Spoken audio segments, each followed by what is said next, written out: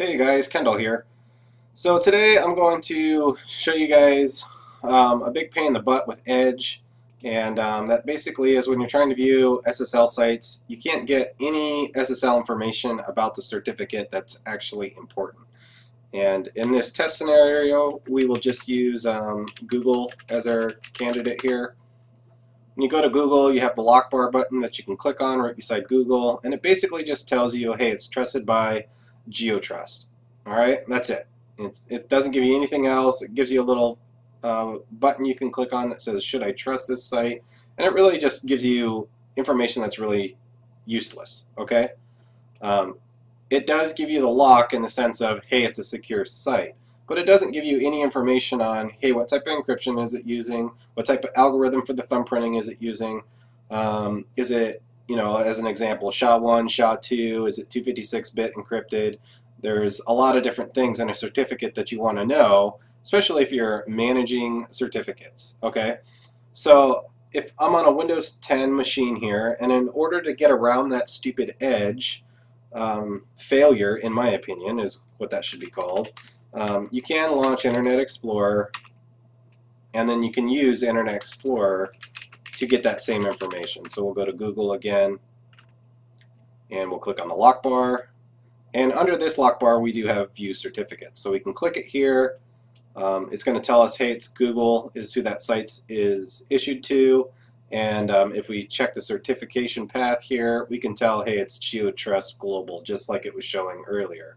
But the nice thing about Internet Explorer here versus Edge is we can get all this other information here. So we can tell, hey, this is a version 3 certificate. The algorithm is SHA-256. It's an RSA certificate, right? It's going to give us down here a little lower. We can check it's an RSA like I was describing, and you can view the SANs, which is right here, which tells us, okay, it's just for Google. Some organizations have multiple sites that they use the same certificate for, so that's always good to know, because let's say you're updating a certificate in your organization, you need to know, hey, how many other sites or servers am I going to have to issue this same certificate to, right? So that's really, really helpful. The other thing is SHA-1's going away, and as you can tell here, their thumbprint algorithm is still SHA-1. So SHA-1 is, by Microsoft, is going away in February or March of 2017. Okay, that's the unofficial, I guess, timeline that they're saying that they're going to get rid of SHA-1 because they deem it insecure.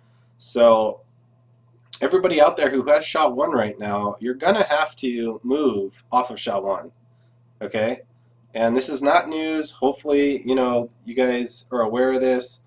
But if you're in a big organization and you haven't created a project to move towards, move away from SHA-1, you need to start doing that, because like I said, a lot of browsers come February, March time period are no longer going to accept it. They're going to pop up with a message saying, hey, either they don't like it, or it may not just allow you into the site at all. I really don't know what the browsers are going to do come then, because it hasn't been implemented yet, right? But you are going to get a bunch of customer complaints if you're still using SHA-1.